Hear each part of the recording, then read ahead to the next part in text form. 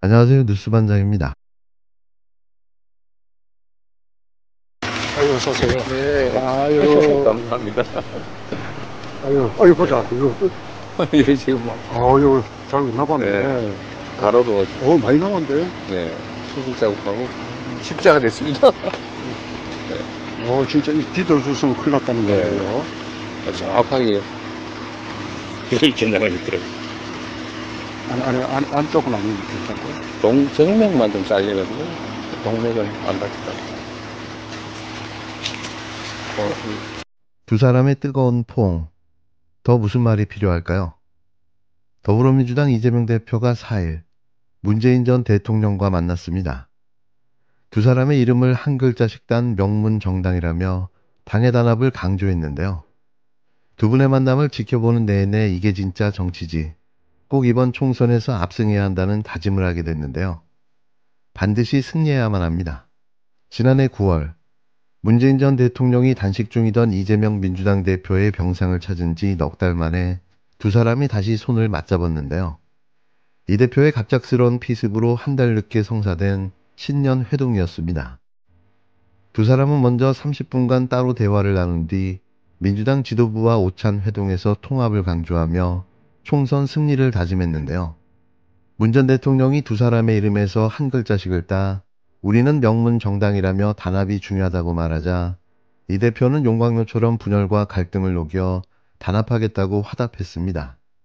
다만 이 대표의 결심만 남겨둔 비례대표 선출 방식이나 개파간 공천 잡음 해소 방안 등에 대해선 어떤 논의가 오갔는지는 알려지지 않았는데요. 오늘 광주를 방문해 현장 최고위원회를 진행할 이 대표가 이 자리에서 선거제 관련 최종 입장을 밝힐지 주목됩니다.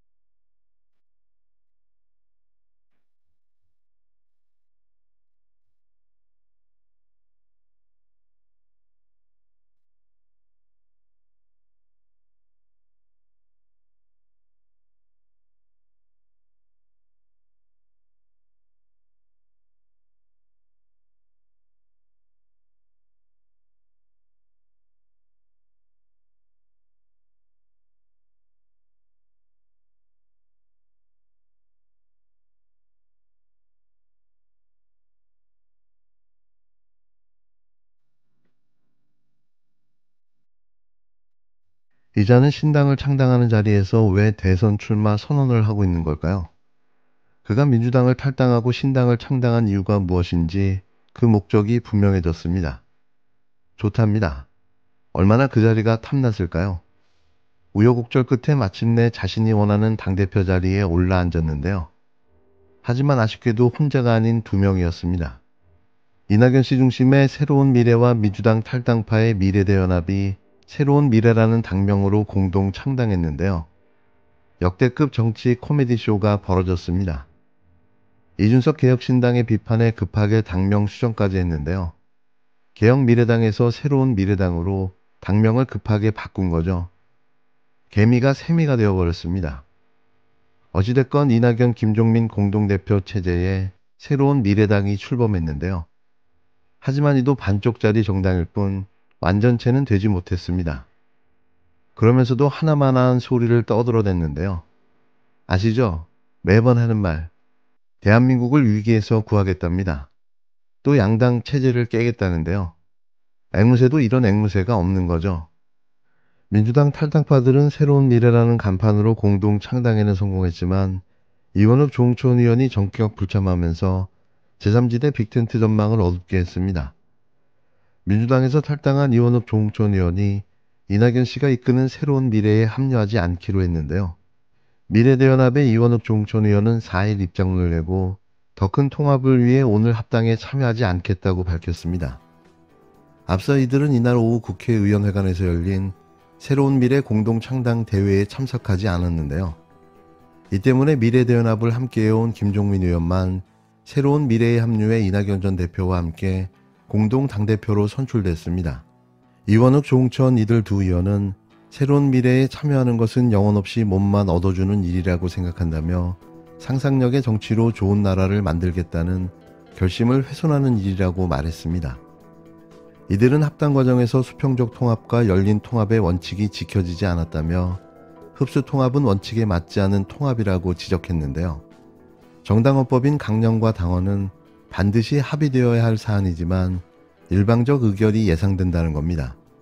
이들은 선거공학을 떠나 대통합의 정신과 실천만이 공화 시민과 청년들이 당당한 정책을 결정하는 나라를 만들 수 있다며 그들이 제3지대 정당의 주체로서 우뚝 서는 정당을 완성해 나갈 것이라고 밝혔는데요.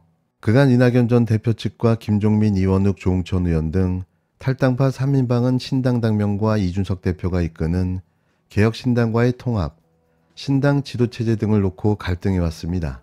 민주당 탈당파를 중심으로 우여곡절 끝에 이른바 중텐트 구성에는 이르렀지만 제3지대를 통합할 빅텐트 전망에는 먹구름이 짙어지고 있는데요.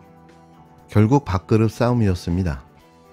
아마도 제 생각에는 이원욱, 조홍천 이 둘은 이준석의 개혁신당으로 바로 직행하지 않을까 생각되는데요. 굳이 이낙연 씨와 함께해 득이 될 게 없다고 생각한 거죠. 제 생각은 그렇습니다. 프랑스 혁명이 왜 일어났을 것 같냐. 그래서 우리는 당연히 이제 자유, 평등 뭐 이와 같은 이념들을 당연히 연상하는데 아니다. 뭐 외적으로 표방하는 것은 그것일 수도 있겠지만 그 당시 마리 앙뚜아네트인가요? 이제 이분의 어떤 사치 뭐 이런 거. 네, 사치, 난잡한 사생활 이런 것들이 이제 하나하나 드러나고 뭐 건물들을 털 때마다 드러나니까 감성이 폭발된 것이다. 지금 아니고. 이게 국민들의 감성을 건드렸다고 보거든요. 네네네. 네, 저는 디올백 저도 차마 못 봤거든요. 그 동영상을. 네. 다만 이제 기사로서 이렇게 소위 말하는 움짤 뭐 이런 거로 봤는데. 아, 못 보셨어요? 네. 차마 못 보겠더라고요. 이걸 제가 뭐 숨기기 위해서 못 본다는 게 아니라 저는 뭐 적절치 않은 거잖아요. 이걸 어떻게 실드 칠 수 있겠습니까? 대통령 부인 김건희 씨 관련 논란에 비판적 발언을 자주 했던 김경률 국힘당 비상대책위원이 느닷없이 총선에 불출마하겠다고 전격 선언했습니다. 김 의원은 한동훈 비대위원장이 이른바 낙하산 공천 논란에도 출마를 공언했던 인물인데요. 결국 잘리고 만 거죠. 극한으로 치닫기도 했던 당정 갈등에서 결국 한 위원장 측이 한 발 물러서는 모양새가 됐는데요. 굴욕도 이런 굴욕이 없는 겁니다. 과연 이런 모양새로 당을 제대로 이끌어갈 수나 있을까요? 모양 빠져버린 한동훈, 결국 그는 윤석열의 아바타였습니다. 한동훈이 미래의 권력이라고요? 제가 보기에는 이번 총선을 위한 제물로 보입니다. 제 아무리 난다긴다 하는 한동훈도 그냥 이용의 대상일 뿐 그 이상도 그 이하도 아니었던 거죠. 과연 한동훈은 이렇게 당하고 말까요? 점점 흥미진진해집니다.